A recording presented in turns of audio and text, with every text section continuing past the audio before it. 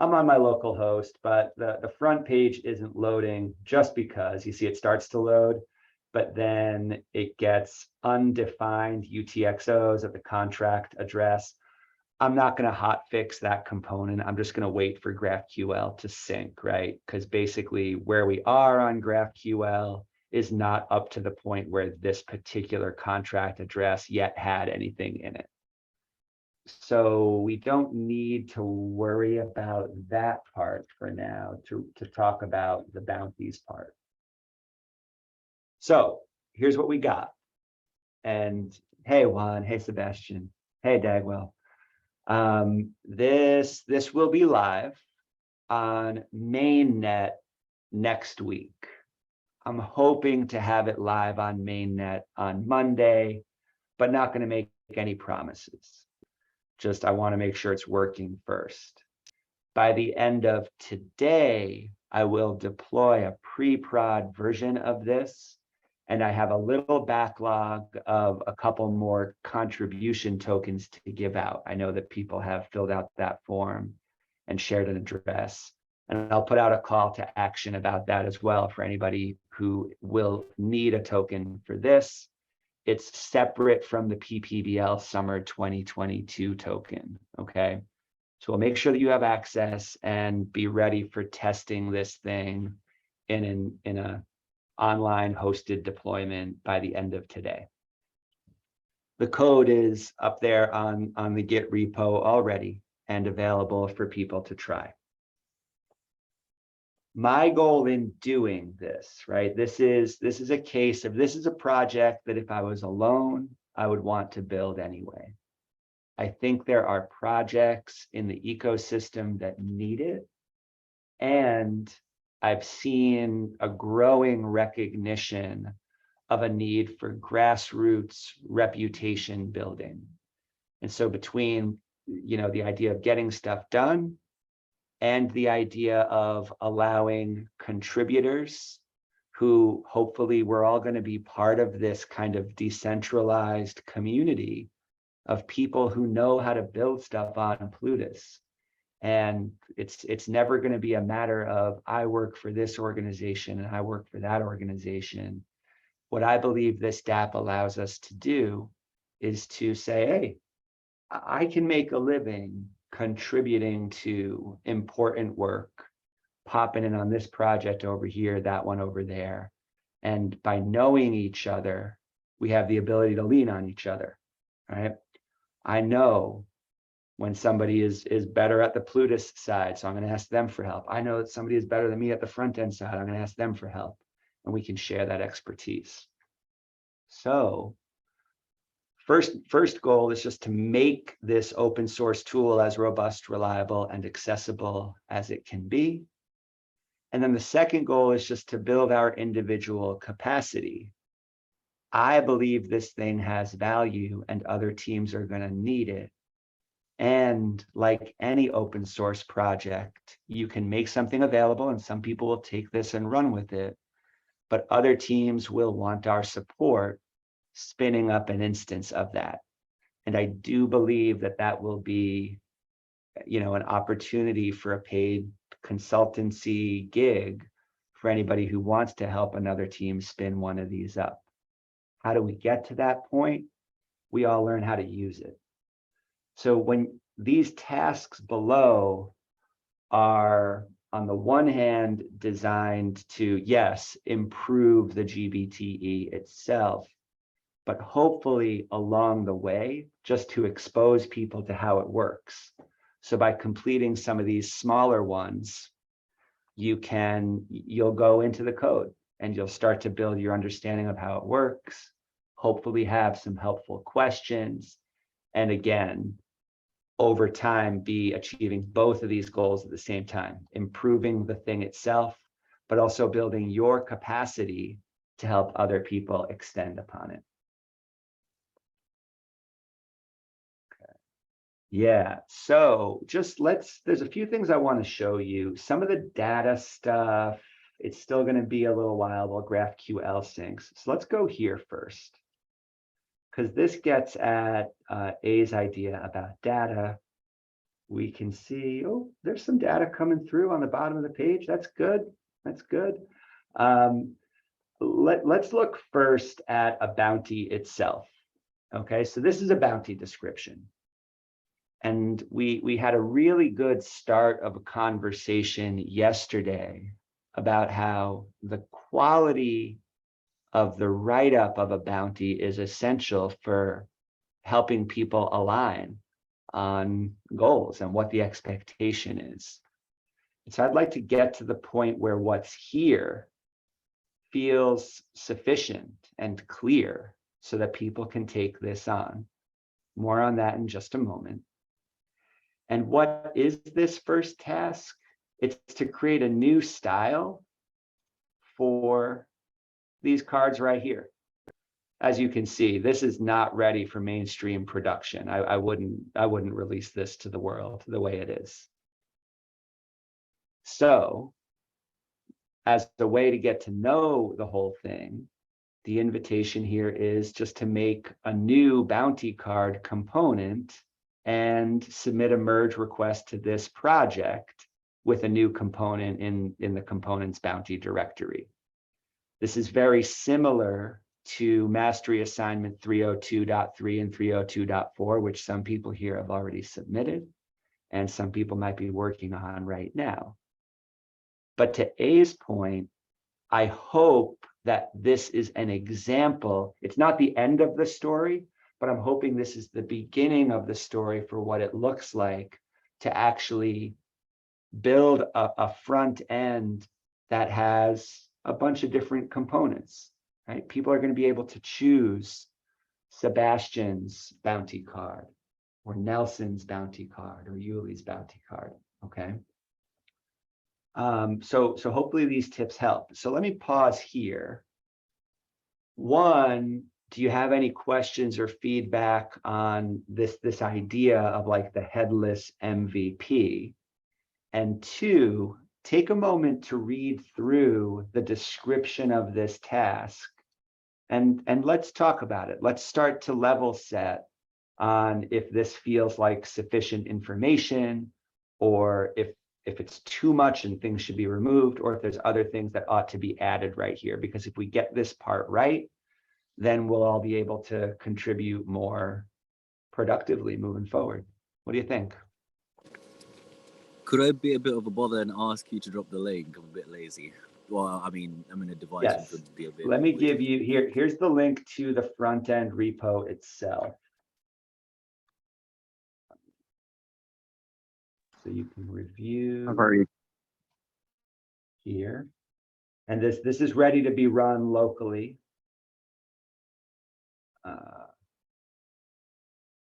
And then by tonight, my goal is just to have this deployed. It'll be like a Vercel URL, right? But at least it'll be live for us to play around with it for the next couple of days. I deployed that locally a couple of days ago, broke everything, blew it all up, fixed it. I'm having fun with your GBTE bounty platform.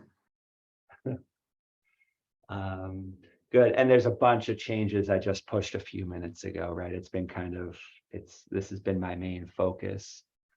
So what we mean by headless is that this, people are going to interact with two smart contracts when they interact with this application. But anybody's going to be able to create new front ends to also interact with those contracts or other instances of those contracts. When I say other instances, I mean people who say, all right, well, I want to be the issuer of a treasury. I want to lock some funds in a treasury, and then I want to create the bounties. We're going to enable people to do that. So the headless bit is the idea that you can have a lot of instances of the same or similar applications built on the same contracts and the same tokens. And MVP just means we're getting started, right? For this thing, it's not any of those things yet, but we have the chance to make it that if we want to, and hopefully learn some pretty good things along the way. Juan, what do you think?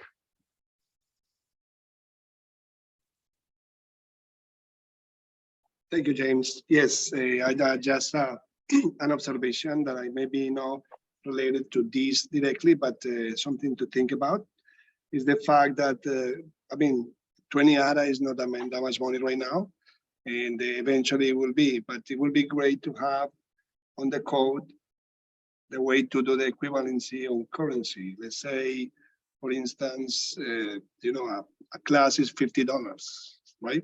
So be able to put that the equivalency on the instructor side to put is not 50 others, but it's going to be 100 others. You know what I mean? Internally, not to. I mean, always the price will be disclosed in others, but internally be able to calculate that based on the current market conditions.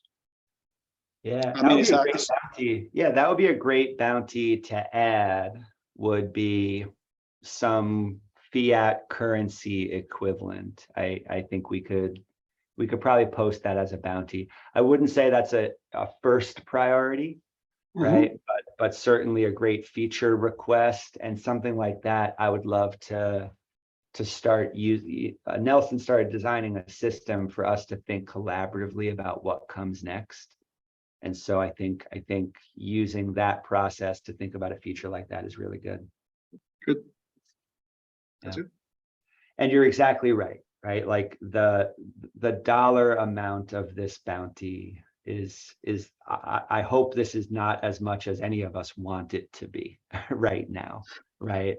But we're gonna just Gimbal Labs pretty much, we missed out on all of our big catalyst proposals. So we're just regrouping right now and thinking about, okay, well, how do we fund essential work?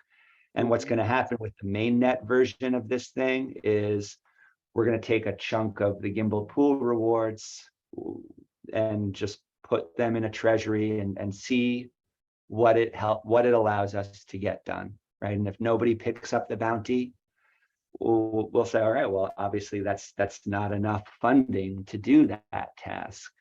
What I'm hoping is that these two goals resonate with people, right? So I don't want people to work for free. But I also recognize that funds are tight right now. And so the goal is, hey, hopefully these tasks help people learn and build up their skills, and that the funds are a nice bonus, but maybe not the whole point yet. But some of them, hopefully, like some of these ones with Plutus are a little bigger, and there's going to be some bigger tasks going on as we move through. So more to come on that. We'll work on level setting. Yeah. What else? What else do you think? I am I don't know. I'm of the opinion that there are a couple of ways of getting paid, and not necessarily all of them are immediately in terms of monetary amount. I mean, open source projects for like new developers, this is like essential to try to contribute to open source. And I myself have been trying to find open source projects to contribute to, and because I'm not at a pretty, I don't know, I'm not on a high level in terms of expertise or technique, this for me is very approachable, and it gives me something to put in my portfolio or anything. So I think, and because of the simplicity of the task, right? It's a new style. That's not going to be, it's a car that's going to take what, like an hour? I think that's perfectly fine. Thanks, Roberto. And I agree. Long term, personally, I'm here because I believe that the skills I'm building right now are going to be valuable, right? I'm so convicted of that I'm good to go personally. And anybody who feels that way, you're a friend of mine, but I don't assume everybody should feel that way, right? And so hopefully I want us to send a signal. Here's what we got, and we're not asking people to do this for free. But like you're saying, it's about building that portfolio. And so that's another one of actually the bounties here. It's in the data section down at the bottom. Okay. show a list of results by contributor. So every contributor is going to have their own specific contribution token with a unique name on it. And what we're going to be able to do is say, this contributor token has committed to this many bounties and this many have been completed. And that's going to be a resource that anybody can say, hey, look, here's a record of my work. You got any questions? Right? So I'm really excited about that. And this is a cool little place to start. This is a pretty straightforward query. But once we have it, we can start playing around with it. Dominic, what's going on? Hey guys, how you doing today, man? Hey, man. I just wanted to say, man, I don't want to dwell on it. I'm really bummed about the proposal. I'm just going to let that stay right there. But what I do want to say are, the tools that we're learning. I have the privilege to being able to work with like a lot of different projects who need various skill levels, and just the options that I've been able to offer now, just going through this course, putting things together, like the skills are in demand at almost any level. Like people need people to make contracts, people need people to show them how to submit transactions. I mean, I got something today to try to fish a clay out of a contract that it's just one left in the contract. The guy owns it, so we're trying to get the script and the datum. So I just want to commend you, and I look forward to this because nothing else that I know is so relevant to everything that's changing. Like V2, like I know V2 because I was there when it happened, and that's just so important. So I just want to encourage you guys. I'm pulling for Martify. A lot of people like Lucid, and I think it's very important that we have an opposing idea, something else that like, hey, listen, Lucid's cool, but I think Martify might be a little more intuitive, and I think it's just so valuable what we're doing here. So just thank you for showing up every day. It means so much. Thanks, dude. Yes, let's do it. Thank you. And you know what, just in case, I forget if I've said this before, but just in case anybody's ever wondered why Gimbal Labs uses GitLab, it's just for that reason. It's just to say, hey, by the way, GitHub is not the only option. And I envision, and I think Roberto and I envision just a pluralistic world, right? Where you have options. That's the most important thing. So for anybody who's ever been frustrated that they can't use their GitHub account when you play with us over here at Gimbal Labs because we use GitLab, I just want you to know that's why. We're just trying to poke people every chance we get. Hey, there's more than one. There's more than one option out there. Hey, what you think? Oh man, the wind the wind just started kicking up again. Wait one sec. Hopefully it's not too bad. Okay, I'll try to be quick. Hey Dominic, man, it was really good to hear you, and everything that you said, I second that. Everyone who keeps turning up, like, don't think that you're not being seen. Like, it's funny. I was making this observation a little while back about those who, despite all the stuff that's going on in their own personal lives, they make the time to turn up, right? To open the device and turn up, and listen in and pay attention, even if they're not getting everything that's being said, right? They're patient enough to understand, like, these things take time. So yeah, I'm really fortunate and proud and excited, and I don't know, a whole bunch of other adjectives come to mind when I think of what's happening here, with people from all over the world. So one quick thing, actually, I'll add on is, I think one of the reasons why GitLab as well is because it's not owned by a huge corporation. And to me, I think it's actually more elegant and simpler. No discussions and all sort of like social weird stuff that GitHub has. The quick thing actually that I wanted to mention here is, oh crap, I forgot who it was who was talking earlier. But anyway, someone mentioned that as someone who's starting out without much experience, like, this particular brief is a good one, right? Because they can just sort of like answer it. I really agree with that. I would even go on to add this, James, if you could just open this particular link. It's something which I've mentioned before, It's called the competitive spectrum, but I like to call it the competitive collaborative spectrum.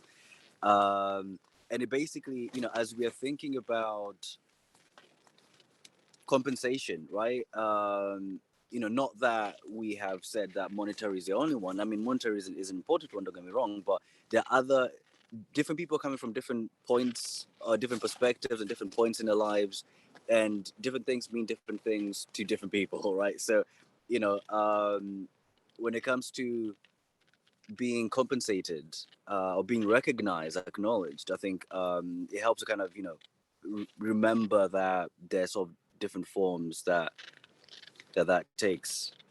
Yeah, and that said, I'm looking forward to just messing around in Figma and trying to do some stuff around the cards.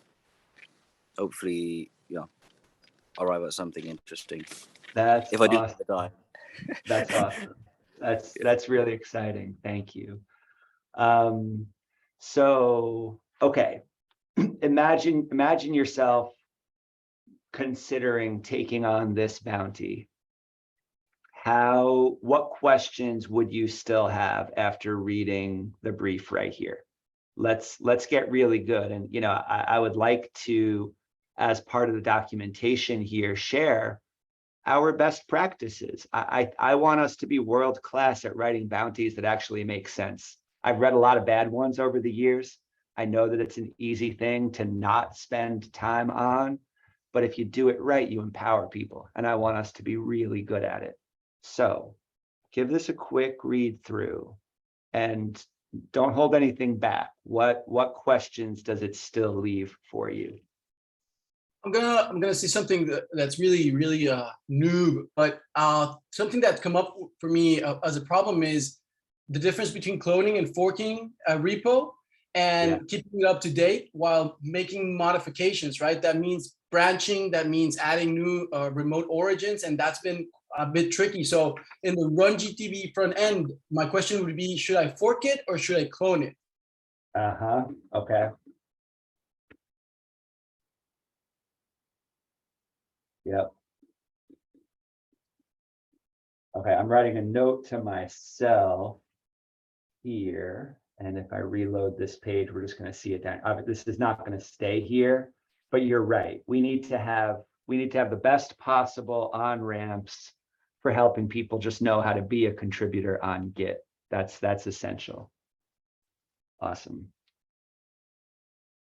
What else? You know what? That should be, and I think that should be just a link on every instance of the GBTE. When you go to the home page of this thing, hopefully you'll see, you can see a link right here. New to bounties, we use Git. Here's how to use it, or something like that. So I'll be thinking about that. And if anybody has any ideas for that tutorial, just let's keep communications open. That is the starter kit number 1, right?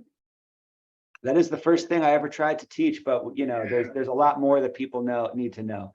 Yeah. That was awesome, by the way. What else? You imagine yourself saying, all right, I want to do this, but I've still got questions. What questions would you have? For me, I started working on the first 2 bounties, the bounty card and then the bounty description, I think was the other one. My first question was, where can I find examples of UI formatting, boxes and grids, images, whatever, maybe chakra, maybe like what's all available to me as far as tooling to play with the UI of this thing, and where can I go and see examples of that code and then copy the snippets of code over. Excellent. So there's that raises 3 things for me, actually. One, I think doing a live coding session or an optional session where people learn a little bit about Figma and UI design. As far as I know, you're the most qualified here. If anybody else has those UI skills, please identify yourself. But you've led me in a lot of great conversations about UX, UI, and it's just not something I've ever personally spent a ton of time on. So I think building up our skills in that way, in a general sense, is really powerful. Two, in Yep, a I'd love to. awesome. Yeah. And let's make a bounty for that too. Run a session about UX and component design. Number two, there's a link right here to the Chakra UI documentation. I believe that even though it's not the only option, Chakra is really good for people who have limited experience. I'm speaking as one of those people. CSS, if I just go into CSS overall, it always feels a little bit overwhelming to me. And Chakra gives you a toolbox to learn the basics. And here's an example of why this has been productive for me. When I first started learning web design, I didn't know what padding was. I didn't know the difference between margin and padding. And it made it really hard for me to read somebody else's CSS. Once I started using Chakra, I was able to say, oh, okay, let me just see what padding does. Let me see what margin does. Okay, cool. And you can go through this page. This is the reference guide right here. And you can play with all of these things. What this has done for me is be able to write when I need to a little bit of CSS. So this project does have a tiny bit of CSS in it. This is the only CSS file. It's the module.css format. That's beyond the scope of what we should be talking about right now. But what you need to know is that these are the styles that are used right here, this bit. Okay, everything that's not highlighted on my page right now is styled with Chakra, but everything that's highlighted is styled with that CSS file, because this is the bit that's actually coming from a markdown file. And long story short, it would have been complicated to make it possible to use Chakra styling on this. I think it's more user and developer friendly if we just style these as a separate concern. I'm sharing this because Chakra gave me the confidence to write a little bit of CSS as shown here. Now I know what padding is, for example. Finally, Chakra is not the only choice. If anybody here wants to just build a fresh instance, you could fork the front end and rip Chakra out of it and replace it with Tailwind or styled components or raw CSS if you want to. Okay. Yeah, Bootstrap is great, right?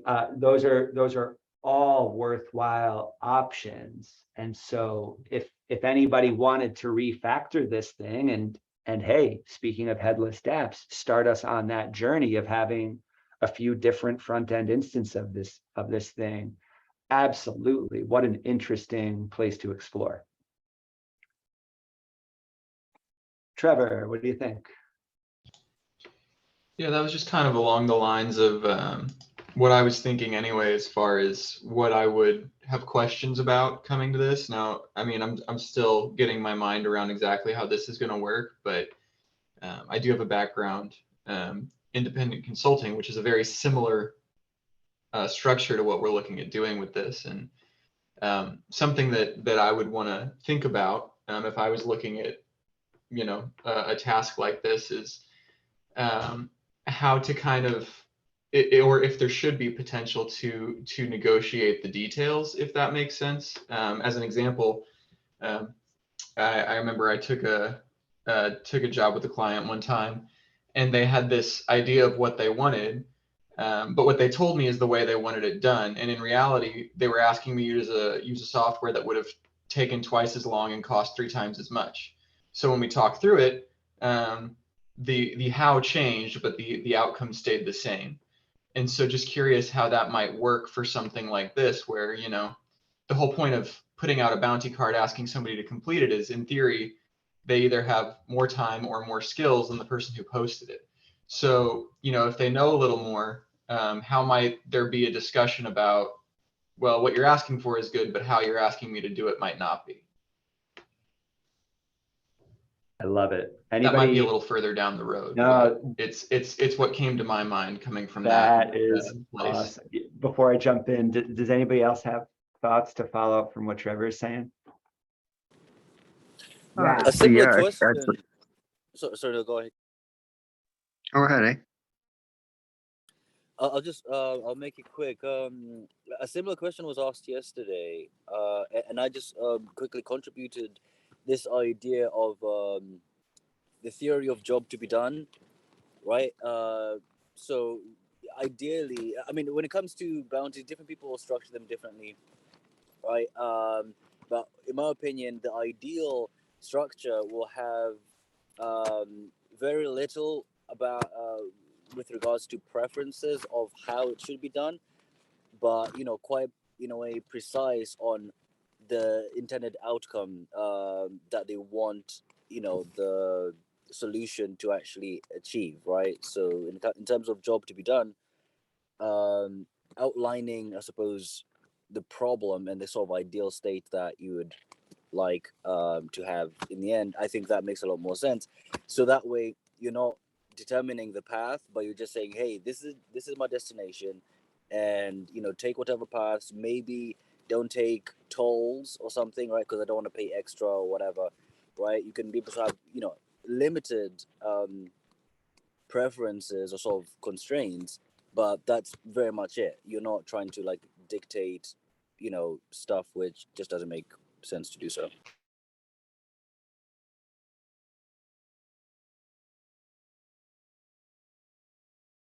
Curtis, what were you going to say? So yeah, similar to what A was just saying, that I mentioned it yesterday in regards to bounties in general, that they have well-defined requirements and descriptors, and like A is saying, how you go about completing those requirements is up to that person. I mean, if the bounty issuer is that particular about it, then they probably need to do it themselves. But it does kind of come down to, that is a difficult task to do, is just like you mentioned with your consulting. I've dealt with that as well. The requester really doesn't know what they want. They want this magical thing, and they don't know that if it's possible, if it's not, where the developer is usually the one that puts those restrictions on that. So how do you get a satisfied issuer and proper work done? To me, it has to be well described, breakdown or requirements of what fulfills that job. Everything's going to be opinionated, and that's one of the questions I'm asking myself too. If everything is subjective in these bounties, then how can you dispute? How can you mediate the completion of the project?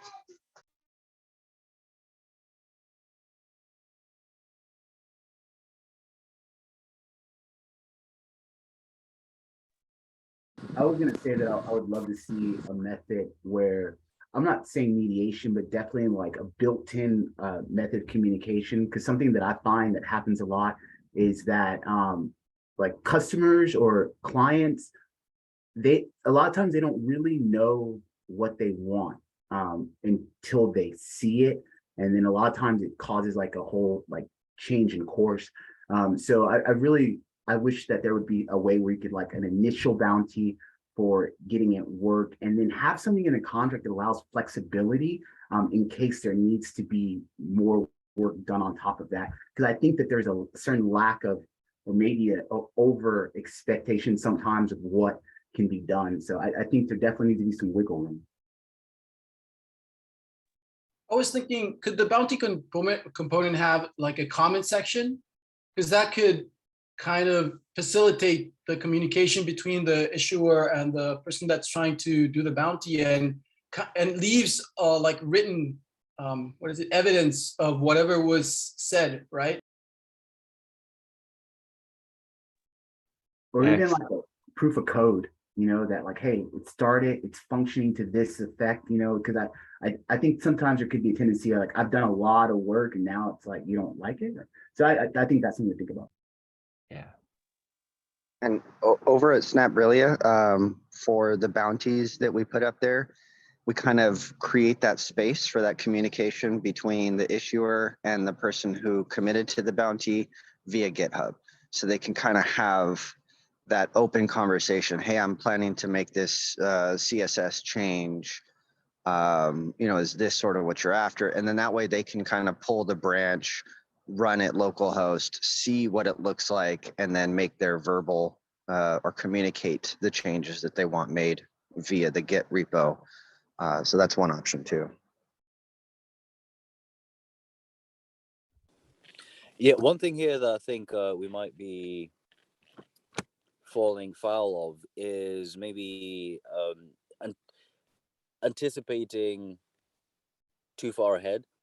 So, you know, it might be that, you know, we're trying to envisage a particular bounty which actually will end up sprawling and have a whole bunch of feature creep, which then becomes an issue. Or, you know, alternatively, you know, what could happen here in terms of a solution is let's actually then create a bounty for edge cases, right? If there really is a bounty which is like super small, super succinct, but yet still actually has like weird ramifications or sort of not ramifications, but side effects. I think that would be an interesting thing, right? If someone says, okay, here's an edge case, if someone can be able to solve it, then because in a way what we're doing here is we're solving governance simultaneously, right, without even really realizing it. Here's an edge case. If you can solve it, you know, 50 ADA or 100 whatever is, you know, is going to whoever solves it, and obviously in that case whoever solves it, it's in the eyes or the opinion of the issuer, right? And I think it's important for that to come down to that, because two different issuers offer the same bounty.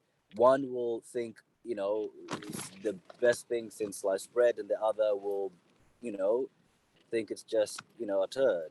So yeah, there's a social, you know, like I think I don't know whether it's Roberto or Curtis said there's a great element to subjectivity to this, yes, but there is also a baseline of objectivity which I think we just kind of need to dig a little bit deeper, and but do more pragmatically as opposed to kind of just, you know, from a kind of high tower kind of pontificating, you know, thinking what might be kind of thing, because otherwise then we just end up kind of disabling ourselves and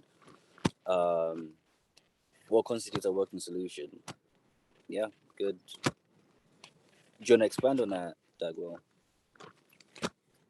Yeah, for instance, I see, so in a lot of projects, I see people just writing like, and this is cool because it's working. They'll write like a lot of transactions on the front end, and they will hard code the signing keys into the DApp. So then like, hey, we're requesting this amount of coins. They'll write the transaction, boom, get it from the wallet, cool.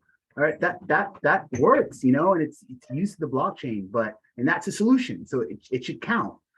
But at the same time, how about if you want it to be a validator, you want to have more control over the logic that's doing, you want it to work, I don't know, like with Plutus, and like someone's like, hey, I'll do this exact same thing, but I'll put it on a validator and it'll be like an automatic faucet and it'll work beautifully. They're both solutions, you know, and I just wonder, like, how do we know like what constitutes a working solution? If it works, but it worked 2 years ago and now what works has worked a lot better, like, do we still give credit? You know what I mean?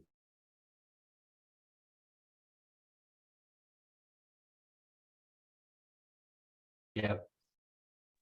You Nelson, almost, go ahead. nope, my fault. Did not see the raised hands. Apologize. I see Nelson and Juan. Hey guys, you guys can hear me, right? Yeah, man. Okay. So I had a question that I wanted to bring up a little bit later that aligns with this discussion. So I'm just gonna. I was thinking something about the database that we have to use. Like, if there are some sort of an internal conversation we will be needing to have a database to store those conversations. And the question I had in mind was regarding this details of the bounty. I think now we're just pushing it in the GitLab using a README file, right? So have we thought on how, like, if this become like if we deploy a mainstream instance of the GBTE, then we would want the issuer to be able to fill a form and create a bounty or such. So I mean we need a database to sort of go through that, right? So That's like, exactly right. Yeah. Yeah, that's exactly right. And I'll come back to that point in just a second. I want to hear from Juan and then Nelson. Spot on. Juan, what's up? Thank you, James. Yes, I just want to make a comment about the way to avoid dispute. I think it's a universal issue that we humans face every day, and that come back again to education. We have to educate in some way whoever takes these bounties. So they need to have a specific level of understanding and mastery of certain concepts that I say that by experience. I deal with that every day. So I think it's key. It's not that the teacher is not good, it's because of the voice on expectations, on knowledge and expectations. I think it's very important to have that covered, and just to avoid not to have to call Matthias to help us with any type of dispute. And yeah, Doug was saying, Dominic was saying, is actually it is. Actually, it wasn't one talk. It was saying about the objectivity. That's a way to bring everything that is done in a objective way. So there will be no ways out of maintaining a dispute. And it's true. It's true that what Doug was saying was that, Dominic was saying is that customers don't know where they are, and that's true. We customers, we just know that we want automized something, but we don't know exactly. We don't know exactly how to proceed and what it takes, and we don't have the time to understand it, but we want it right away because the same nature of the business, the everyday, we are.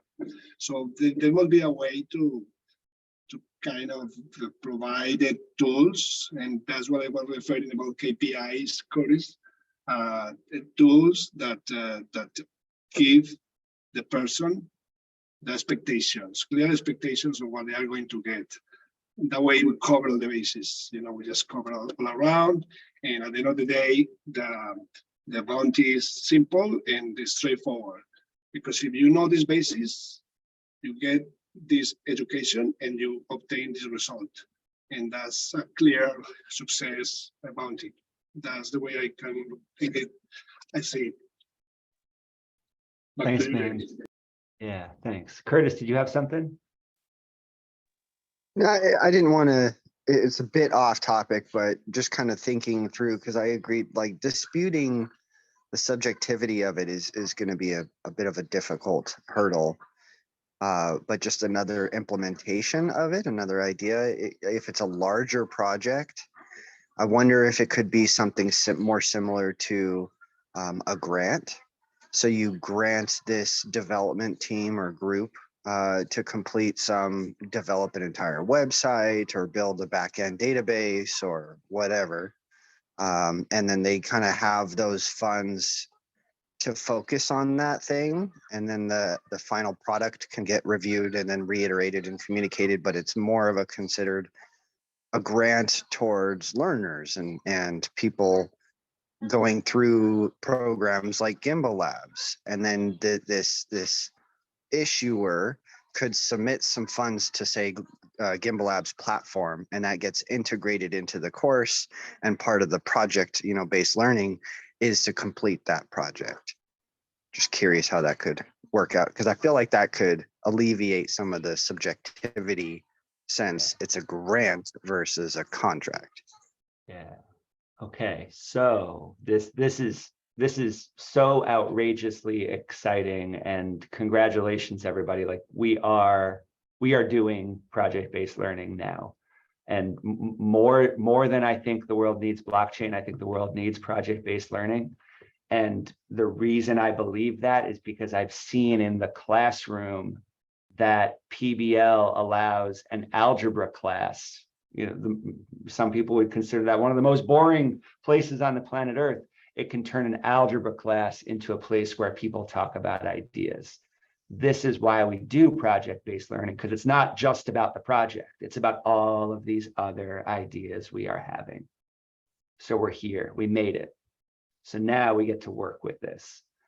A lot of what people just said, it's a matter of now saying, okay, what are our priorities? What's the journey to getting to these things?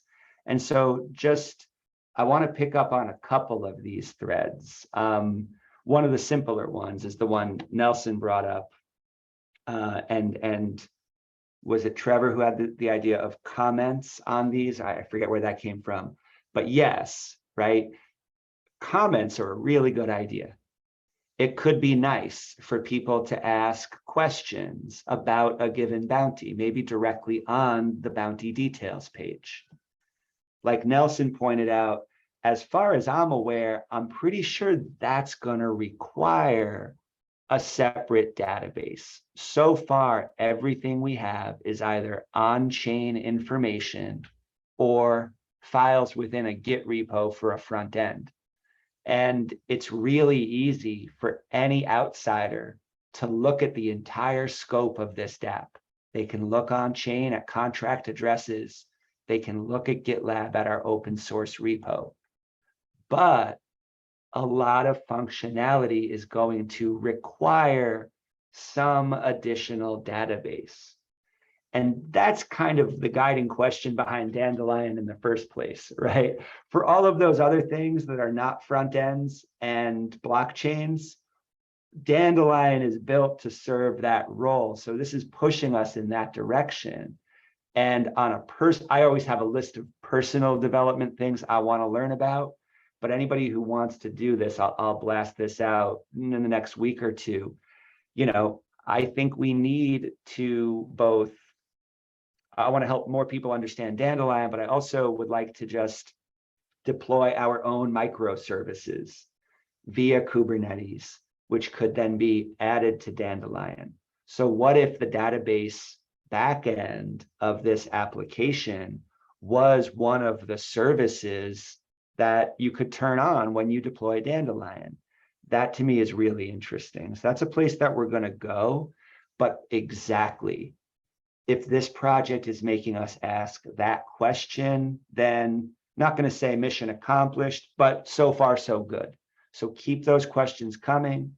And then it's on all of us to then start thinking about, okay, what's the roadmap towards that? What needs to be in place? Is there a bounty already? I don't think I posted anything on here yet. This is just an initial list. These are things I know I want to have up here. But when it comes to data, yeah, I will post something here about running some experiments with other ways to have bounties. Right now, it's markdown files in a front-end repo. There are reasons why a database might be better than that. Among them, commenting on bounties and the ability of an issuer to write a bounty from the front end without needing to open up a repo and add a markdown file. So absolutely, that needs to be on the roadmap. It's up to us to figure out how to prioritize it. I just clicked back. Oh, imagine, right? So imagine if after we figure out the right fields here, right? This is not final. I added requirements here just during the conversation because, yeah, maybe we should have outcome and requirements, and I'll play with that. But none of this is set in stone. And we all have to pressure test it together. After we do, maybe the bounty writing form is highly opinionated and it has these fields or whatever we decide on, along with our explanation of best practices, not that we imagined, but that came out of our actual work, right, for writing the best possible bounties. On a similar note is this idea of any tension, right, any dispute that might emerge about the scope of a bounty, is it complete? Did somebody really earn that, right? Keep in mind, and let me connect with Eternal Wallet so we can just look at how this works a little bit, right? I'm able to press this commit button right here because the wallet that I'm connected to has contributor tokens. And at first, there's not going to be any self-service way for somebody, me as the issuer, speaking personally, for somebody I don't know to get a contributor token. Everybody here can have one. I know you well enough. We know where to find each other, right? And so if I do you wrong, I have a special incentive not to do that, because you can just come find me and you can tell everybody else here that I'm taking advantage of you, right? And vice versa. We have a special incentive in a small group to behave honestly. As groups get bigger, that incentive starts to dilute, and it will. I've seen the same thing happen with Catalyst. I was in Project Catalyst when there were 50 people. That was a really special time because we all actually talked to each other. And that can't happen now for practical reasons, right? So we're going to build this in this small group. We're going to figure out as much as we can. All I can do is promise for myself, but I hope you all make this promise too. Let's assume best intentions and call each other out when we're not delivering on those. And by doing so, that's going to move us towards a system that may one day be viable for anybody to come along and use. But that's where we're going, right? And we got to do the work of getting there. And I think that's really high value work. So I just want to add that frame. One more thing, just before passing the mic again. Curtis, I love the point you made about, maybe some projects would actually be scoped for a team, okay? And I'm not going to spend time pulling the visual back up, but I've shared in this venue before the idea that PBL provides the building blocks for distributed organizations. And the way I see GBTE working in the long run is it's nestable. Imagine if there were some main treasury, GraphQL is synced. Imagine if there were some main treasury with a lot of tokens in it. And at the highest level, this instance of GBTE was for groups to take on, tasks of a certain scope, maybe months long, that require several people. Committing to a quote unquote bounty or project from that highest level treasury wouldn't trigger the same thing as this is triggering now, right? Just a single UTXO wrapped up in bounty, but it could trigger the funding of a sub treasury that could then be used by one of these. That's why at the very beginning of this course, I was talking about primitives, and I hope that's starting to make sense to people. This DApp consists of a primitive treasury and a primitive escrow contract. And this is the base case. This is the simplest case. One treasury address and one escrow address. But what happens when you start nesting these types? A treasury that leads to multiple treasuries, each of which have escrow bounties, okay? So again, that's another thing. Are we going to accomplish that tomorrow? Absolutely not. We need a couple things first. We probably want multi-sig treasury contracts, right? Maybe we want the ability to handle multiple native tokens, and the list could go on. But I just thank you so much. This is it. We're doing it. And I hope that we can all work together to take all of these thoughts collectively and turn them into something that really happens over time, right? Because we're kind of thinking, okay, yeah, we agree on where we want to be, and now we have this vision for how to get there. Questions about that or other ideas? I see A and Nelson. What's the order? Because I can't see where. But we'll go to the man who's building in Portugal. All right, cool. All right. Thank you. Yeah, no, I just quickly wanted to actually underline what you just said there, right? Because one of the things that I've come to find over the years is that people who build systems, or say programmers, tend to have this disdain for human interaction or just users, right? And I'll kind of frame this around a really good quote from Johnny Ive, the former chief design officer at Apple. He once gave this story about basically how when he was younger, he realized that when people try to use a computer and they do not have a good time using it, they thought that they were stupid. And when he first used like a Mac, he was like, wow, this like feels really simple, really beautiful, really intuitive. Got a sense of people who made it. And then he compared that to like the same person who would use a computer and feel stupid. They don't go to a restaurant and eat food which is really not good and think that, hey, this must be just me, right? They point to the chef and say, hey, no, this is a chef mistake. So I think even in thinking about Bounties bringing up the potential for conflict resolution and so on, or arbitration, or whatever different form it takes, I would say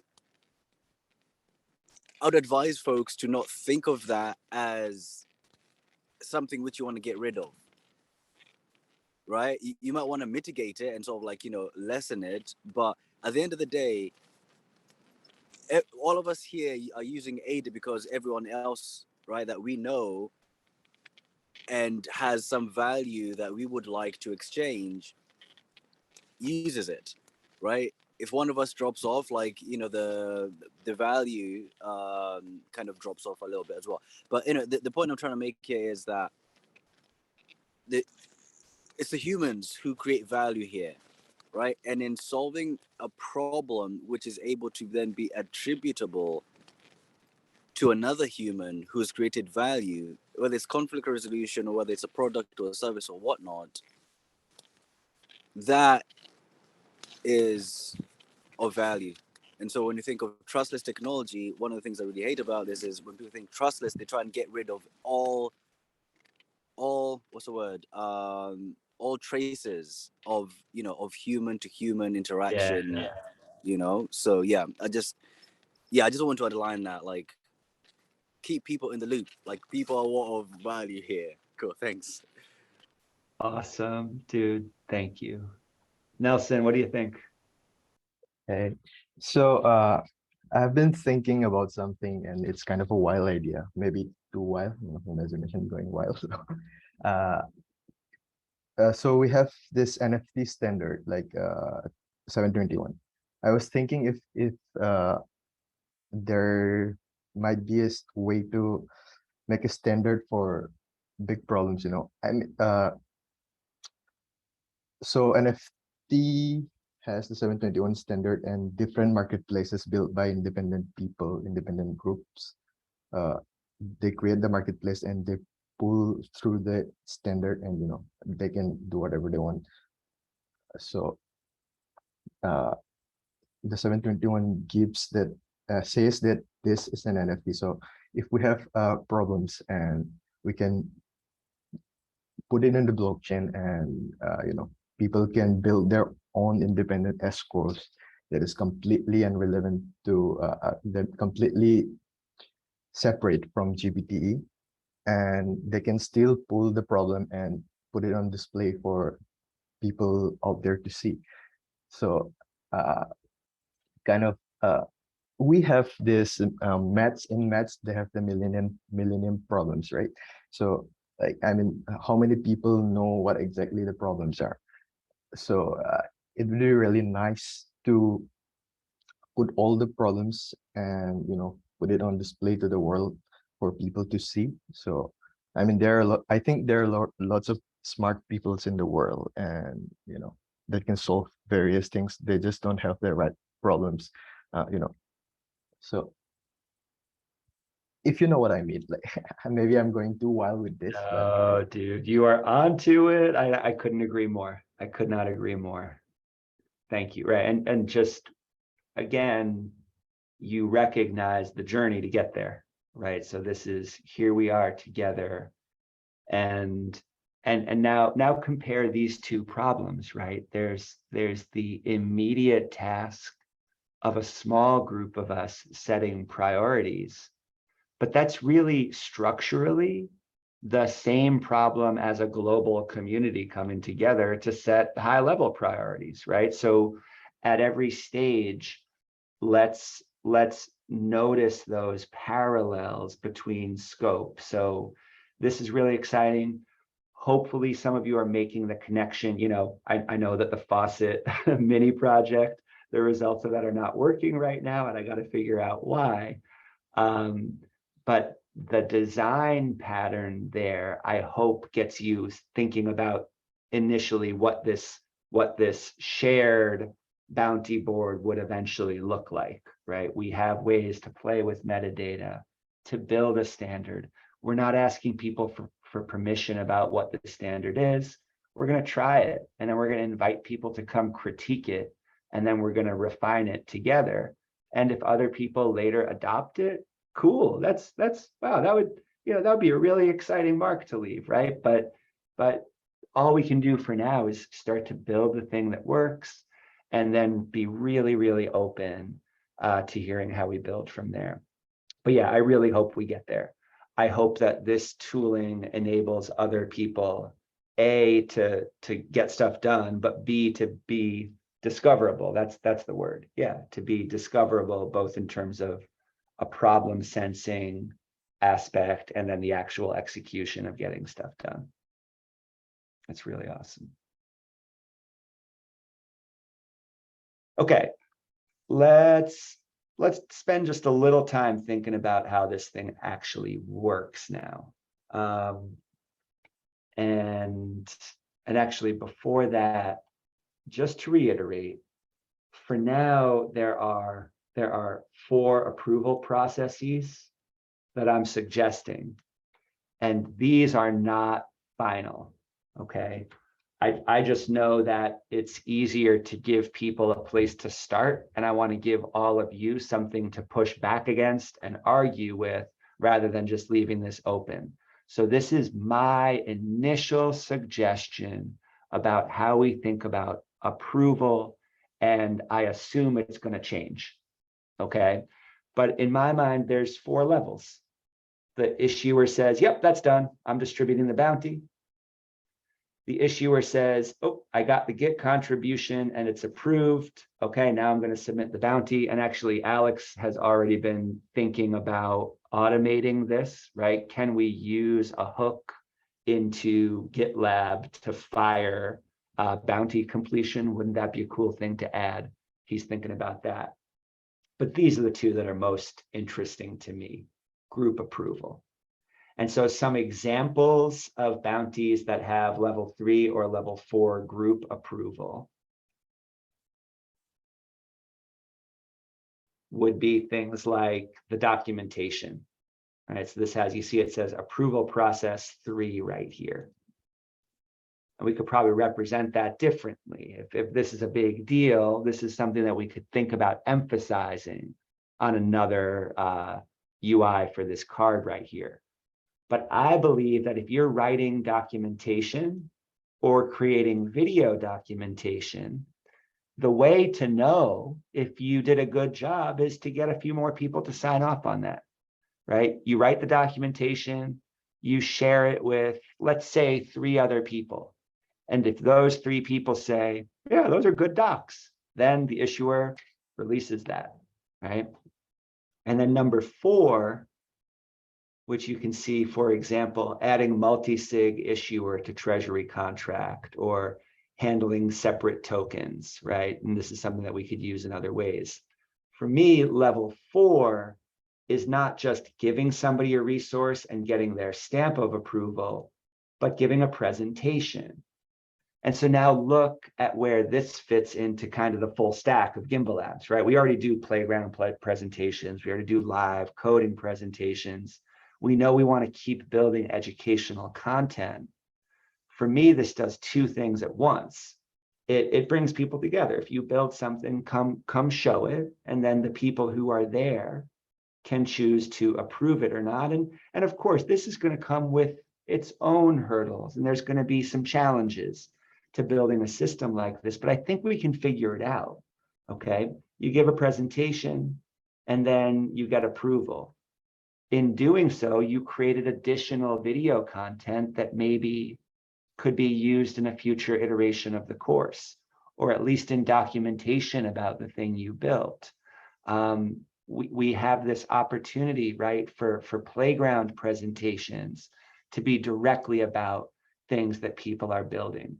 So I'm excited. I know this is not the full story right here, but I'm excited about the possibilities here, and I really want to experiment with it, how this fits into the broader stack. Last thing I'll say for the moment is, you know, how do we get these attendees, or how do we incentivize people to read some documentation and approve it? There's probably going to need to be some incentive there too, right? There might be a bounty to be a bounty approver or something like that. That's another idea that we're going to have to play with, but I hope that this gives us just a reasonable place to start. So I see Roberto and Curtis. What do you think? I just wanted to say, for the sync and the group approval, we should take a look at peer review processes and how that works, because that, to my opinion, that is a very good way of getting people to do it. And they don't charge, right? It's almost ridiculous. And my other question is, how do deadlines work?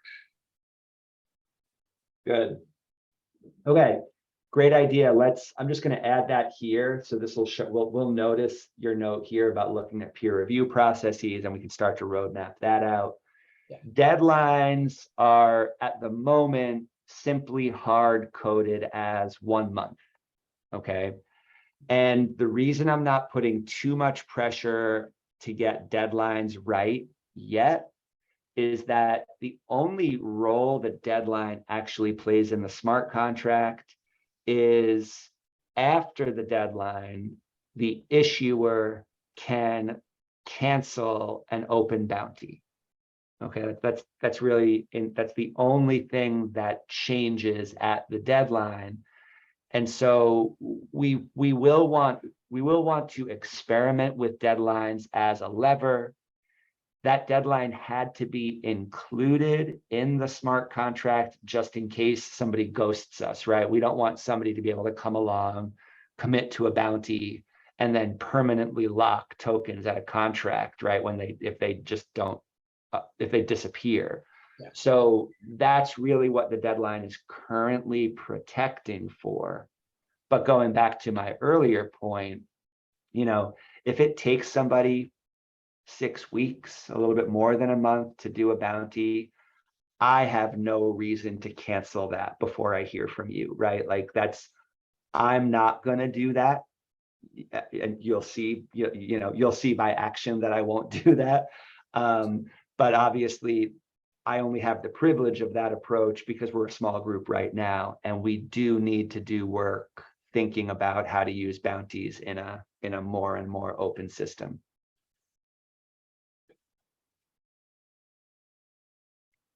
Curtis, what do you think? So I'm not sure how this relates to those 4 approval processes that are listed. I have actually seen this in the space already. And it is just kind of something to consider when thinking through the process itself.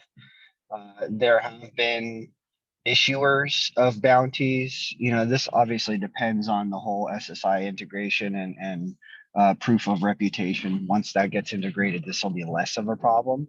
But we have seen where people list up bounties, and then the person submits for that bounty and they like it, but they never pay out. They never approve the payout of that work, and they just keep their code and move on. That there are a couple of mechanisms to kind of prevent that, but does that play into the approval process? Somebody does the work and the person who's supposed to approve your work, they vanish. Who can approve the distribution, overwrite that distribution, or mediate that distribution? So that M of N seems like it would be applicable. I just don't know how that would actually look. So one process that we talked about over at Snaprilia is they fork the branch, but that fork is private. And you go and you walk through it, whether it's a web page or a smart contract, you're proving the execution of it, by sharing your screen or whatever the case is. If they like it, then you push your code in, and that's what initiates the distribution of the funds. So they don't have access to your code until they approve it, until they distribute those funds. That's a really good point. Yeah, that's true. That's true. Good. So yeah, that's another concern. And so I hope that this is kind of lighting people up to think about the systems design work here. Lucas, let's talk about how some of these less technical systems design questions might apply to the non-devs group, right? There's certain kind of social dynamics questions and systems design questions here that I think are really interesting for non-devs to be thinking about, especially if there's some of those really smart kids that you've been working with. Okay, good. So keep these questions in mind.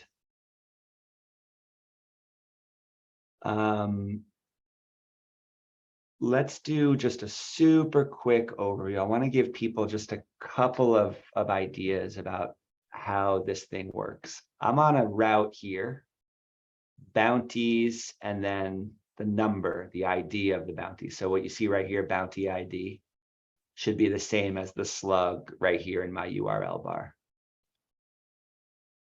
This page has the bounty component with the description on this slightly lighter background. It has the contributor tokens component right here. And then down below, there's the production bit where a commitment is actually made. I gotta get rid, these are now bounties. I can get rid of those notes to self. And then there's a bunch of extra for learning information. Okay, so this is here on the page just for now to help everybody here learn how this system works. We have datum, we have metadata, we have a treasury datum and a treasury redeemer, and we're handling UTXOs. This is a UTXO as it's defined in mesh. And then we've got different asset lists that will go out. So all of this here is to help you learn how mesh works and how this system uses mesh to build valid transactions. There is also a dashboard with, did we break GraphQL again? Come on. Okay, GraphQL is down again. It was working for a minute, but we've got some troubleshooting to do there. Okay, we'll talk dashboard, and I was going to show you a demo transaction because this worked earlier today, but our GraphQL needs a little TLC. Okay, so we won't get into all of that today, but now I just want to show you, here's again the slug 0001 in this case, but there's going to be a route like this for every bounty. let's just take a look at what this code looks like. And this is just to get you started, okay? But there's going to be some, you'll probably want to spend a little time on this. So in my directory, here I am in the GBT front end. I've got the pages folder down below, right? This is the pages, which creates all the routes. And then I've got the route bounties. And then I've got these brackets around ID, okay? This is a dynamic route right here. And this is the route you'll see, or this is the route that's used to create that bounty details page. This has several additional components in it. So the contributor tokens component that was in the top right-hand corner of my page, you can, I'm holding control and then clicking on this, which in VS Code opens up that file. So you can look at how, for example, the contributor tokens component works. This one's not a very big file, 61 lines, and most of them, this whole bit right here is just commented out because that was something else I was trying. Okay, so relatively short file right here. And it just, yeah, it says, okay, get those from the wallet and then just map over those and make a list of them. Fine. A more complicated component and really the core of this project as it stands right now is the commit to bounty component. Oops. Let me open that up like this. Okay, so this is a big file, and this is really where the action happens. I'm not going to be able to cover it all right now, but you can see there's a GraphQL query to the treasury. There's a bunch of different use state hooks tracking a bunch of different information. We build up things like the expiration time and the contributor token that's going to be used and the datum and the metadata for the bounty. And, you know, we prepare other data this way, we prepare the assets. And then only after doing all that preparation work do we finally start to actually build the transaction down here. But with all that work done, right, you can see that there's a lot to get to this point. But this is the actual mesh code for building the transaction. It worked today using only initiator wallet. I can't demo it for you right now because I need GraphQL to provide some information for some of these bits, but no longer need to provide the protocol parameters or the era Alonzo because now we're in the Babbage era. Okay, so redeem value helps us unlock funds from a contract script. You can trace back up through this file to see where Treasury script comes from, where the Treasury UTXO comes from, where the datum and the redeemer come from.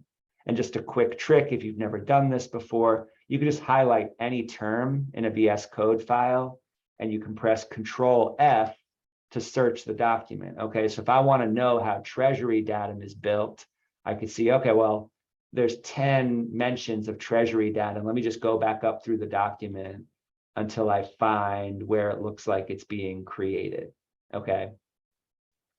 So you can do that same thing. If you're just looking to learn how this code works, I encourage you to open up this file, commit to bounty, read through how the transaction is being built, and then look at where each of these elements are coming from, how they're being constructed. We're going to go over this as much as is needed. This needs a lot of documentation just to empower people to build on this. Okay, and I want to deliver that. But for anybody who needs a head start, I hope that this gives you a place to start.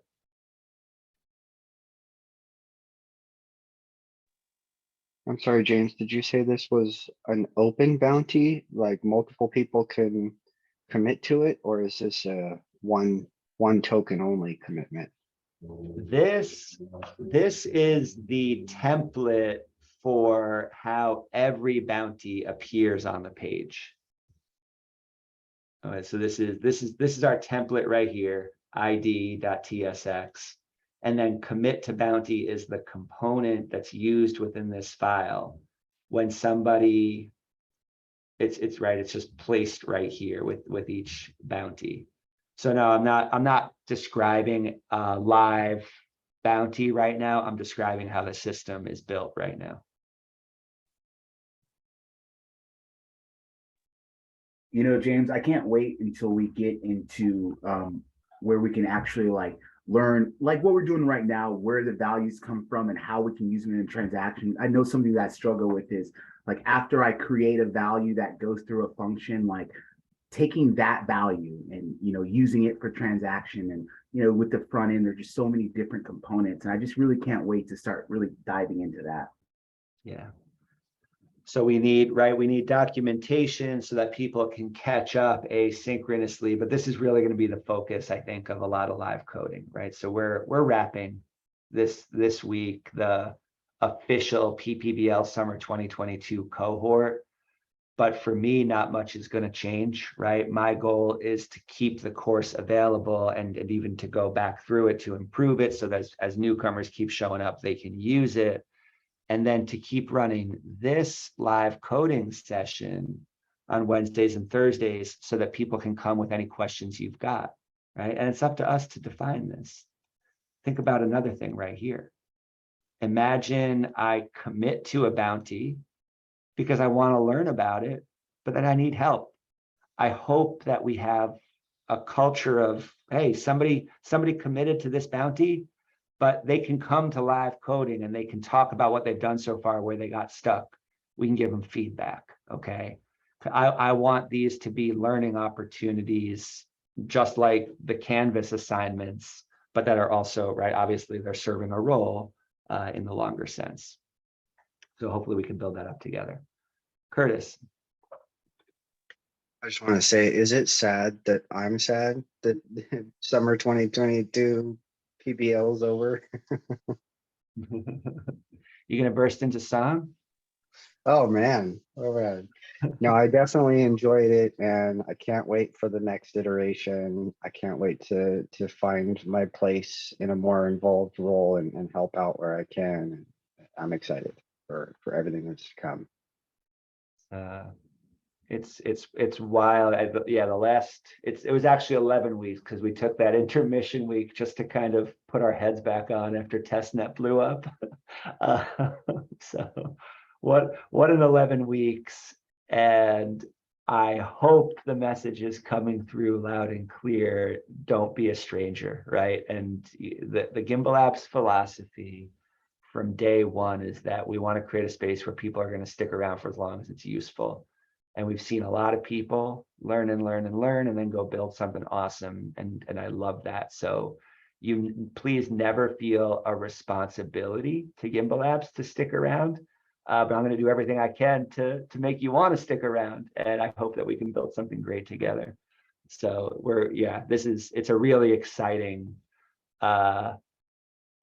just period we get to enter here, building this thing out, building together, thinking ahead not only to the next PPBL cohort, but to Dandelion PBL and to tokenomics PBL. And I should say one more thing, we're going to need help. It's very likely that Gimbal Labs is going to support Ledger, the hardware makers of the Ledger hardware wallet, to build a PBL for developers who want to develop using Ledger tooling. And we're only going to take that on if that's a paid contract. And if that happens, I'll be looking for somebody to kind of to be the manager for that project and to get paid for doing so. So if an opportunity like that sounds exciting to anybody here, y'all are the first people I would come to want to do that with. You've been here for this, you've been showing up, and I think it's going to be a pretty cool opportunity. I just know that I don't want to put all of my focus on it, so I'm hoping that we can use the funding from that project to bring somebody in who wants to who wants to support it. So more on that to come, but just want you to know that things like that are on our radar.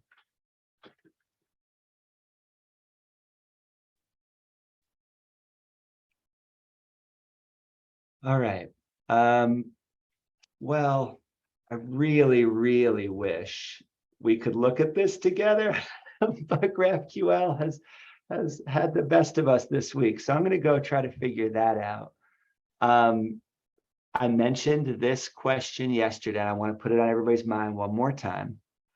And then this is for anybody who can make it to just an extra live coding session tomorrow, because we had a short one, again, recorded. We'll post these things and follow up for further feedback.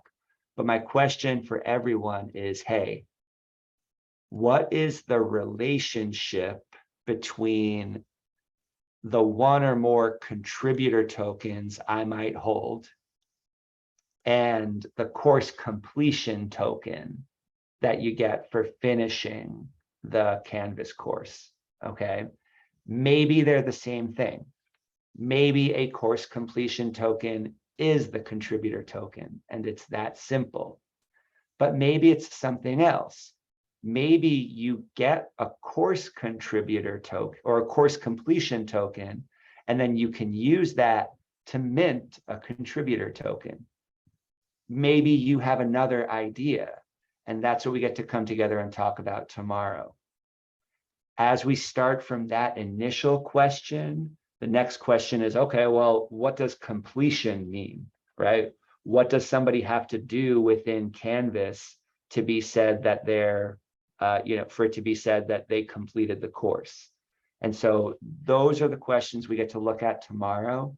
And I would like to come out of tomorrow's meeting with a written proposal to everybody who's taking the course right now, so they can say, yep, that sounds fair, or we can invite them to show up and give their feedback for how we change it, okay? So that's next. If you can't make it, don't worry. The goal is, again, to record that meeting and to publish a written draft of the rules for completion tokens and contributor tokens. And so if you can't make it tomorrow, just look for those results later on.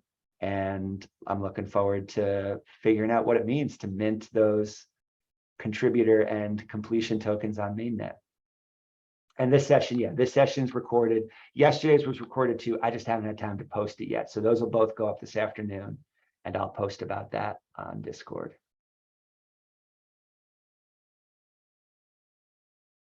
Y'all, thanks for this. I'm excited about this bit. Here, let me close out by saying I'm excited about this bit, because once we start doing these sort of live group approval meetings, it means I get to talk less. I would rather listen to all of you share about what you've been building. So really excited to get to that point. And but thanks for listening to me so much over the last few weeks. Talk to everybody really soon. Thanks.